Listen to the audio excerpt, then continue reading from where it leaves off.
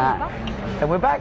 Welcome back to the Body Flight World Challenge Flow House, where normally we have interviewing people, but there's just you and me and... Just us two again, eh? And your unicorn. And my unicorn. I thought it'd be nice to have a little bit of a unicorn for good luck. It's a pretty unicorn, it's hard to tell.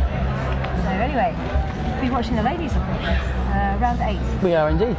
And it's 18-20A this round. So pretty straight up there, no swaps? You could take another 20 if you wanted to. We'll see, some teams might want to do that. What, from the close of the 18, there's a non-standard 20? You could take the inside centre, turning outside centre as well. That can help the hopper, because in that case, I mean the point flight, if you take the other 20, it means that they can cog on the front rather than having to hop over the teams. I don't know what it is about 20, but I find it quite an awkward block. It is, for the point fly, I think it's a stressful. Oh, that's why, because I'm point, yeah. It's that stressful of like, now it's keyed, you've got to hop over some and get going. Yeah, but it's nice if you keyed it yourself. Exactly, well, you're meant to key yourself, right? But everybody's got to be ready, those 3 other people, it's very annoying. But yeah, no, so it should be good to watch. I'm excited because it's tight on that leaderboard, huh? Volition have been pulling it back. It's been very tight. The Canadian girls were well ahead. I heard someone tell me years ago that if you look at the first 3 rounds of a competition, then normally that's where the teams will finish. And that's certainly, well, we don't know if that's going to be the case here, but what we've seen, the Canadian girls got off to a good start, well ahead of Volition, and Volition have been pulling back round by round, 3 points in the last couple of rounds. So let's see what happens. See what happens. Well. We've been up here interviewing quite a few teams, actually. You've been busy. Oh, here we are. We've got Valkyrie from Denmark in 5th position. Who probably win the prize for the nicest jumpsuits, aren't it? The nicest jumpsuits? Yeah. Oh, with the wings, yes, they are great. Oh, there. 18. They're taking it nice standard.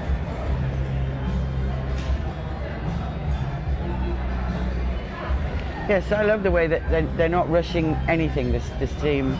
18 is another one of those blocks. So you want to pick up the grips and get going, because otherwise, as you can see, it's 2 pieces. As you build the 18, it tends to lift. Yeah, it starts to float. It's good. It's a solid 12 from Valkyria.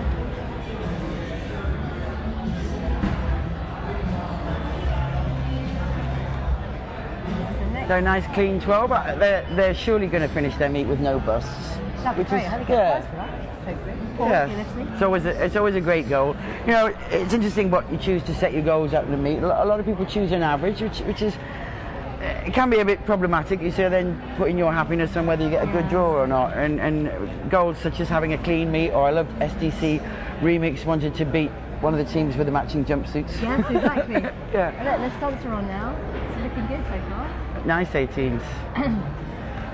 That's another challenging block. Yeah, it is. It's like 18s, I mean, for years we used to cog it, and then all of a sudden we went to vert again. I was like, and then it took me about 4 years to figure out how to vert a block it. Yes. It's great. These girls are doing a fantastic job, you know. 16. Yeah, I mean that's surely the most challenging vertical there is, because you haven't got much lateral movement, because your arms are kind of fixed. To get those 2 pieces. With it, I think, in many ways. Some people try to be a bit flexible. People are playing with the 18 block. So are people going to start doing that cheated, because it's a bit similar to the one, isn't it? You know, 2 different techniques. Oh, and I'm going to talk about it. NFTO are on now. Well, they pretty well launched that and off the grips in no time before you can say NFTO. Exactly. Which, in case those out there don't know it, stands for Not for the Ordinary, which certainly applies to most of the people on this team, such as Maria. Oh, bit of a moment. But they're moving through. That's what they need to do. It's like just slow them down a little bit. The pieces are out of balance. One's going faster than the other. Oh, I didn't see what that was. Did you? So 15 with a bust. 16 bust down to 15.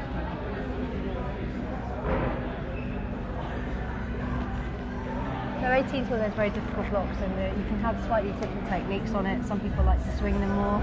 Some people like to just like shoot. I don't know how to describe it. it's just slightly different. And here we go. He's on out the door straight away. Oh, they're a lovely looking team, aren't they? Oh, look, I married them. You did. They're fast, but they're neat. You know, there's a real sense of urgency, but it's not scrappy in the slightest. Lovely synchronous on and off grips. Great close of the 18 there. See, as soon as I know what I'm talking about, don't I? You're learning as the day progresses. Oh, look at the bus though. 19 with 3 buses. Wow. Incomplete separation. Definitely on the pace there, but it's so easy to pick up a double bust when it's for incomplete separation, isn't it? Because then you can be back on before. And here we have Volition, who's currently in the lead at the moment. So remind me what the Canadian girls got there? 19. 19. It's 22 bus down to 19. They're looking fast. It looks like Volition are really getting into that rhythm now. Yeah, they're looking like a trained team. And so they're taking the other 20. So, no they're not, sorry. I was just thinking, how do you know this stuff? Yeah.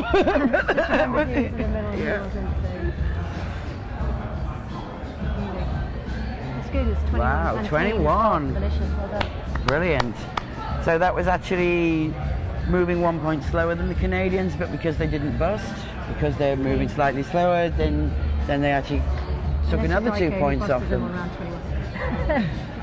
No, it's great. Yeah, so that'll put them even further in the lead. With 2 points in the lead. yeah, with two rounds to go. And the next Do we have the scores? If we have the scores, we could have a quick rundown of how we're doing. Yes. So yes, well, in the lead, Volition with 185 points on a 23 average. Very nice. Ahead of Fusion, as you were pronouncing it. I like it, on 182. Massive gap there between Fusion and NFTO, 159. Les Stunts 151, and in their lead, in the rear, Valkyrie, 123. So 3 points in the lead. It's still anyone's game really, with 2 rounds to go. What's coming up in the last 2 rounds, Ray? I don't know what round A and 9 is, but I do know that the last round is 3 randoms in a block. It's block 22, and I think it's CBK 22. So not the easiest of randoms at the end of the day, but yeah, 3 randoms in a block is certainly that could be a game changer. It could be a game changer for any of these things. Yes. So we'll see what happens. I hope everybody brings. Yes, in fact, even that you know, Les Stunts aren't that far behind NFTO. Yeah. But we'll see what happens. It's a small field in the AAA, female of only 5 teams, but there's a lot of action going on there. I think it's very exciting. And I'm sure all of the teams, including Volition, NFTA, and all of the teams, in fact, will be seeing how they place on the open board category as well, which is obviously watching the Flying Girls competing the open team. They also want to see how they compete, in an open category as well. So I'm sure they're all keeping an eye on that leaderboard. Well, that's why I like that they do the same draw. Yeah, no, that's the way it should be. I think it's fantastic. Because you can always measure it on the scoreboard and say, well, if there would have been an open team, this is where they would have come. So what do you think about the female category then?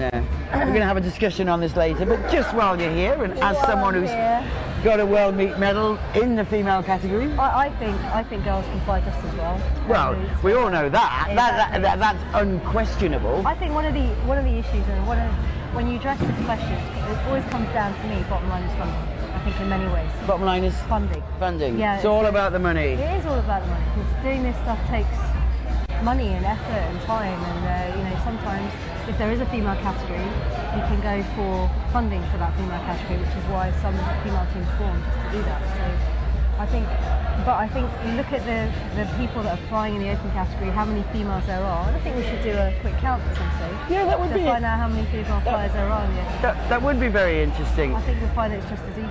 Yes. The female category came in, as I remember, in 1990, it was either 98 or 99, because 1999 was the first World Cup, the first Women's World Cup.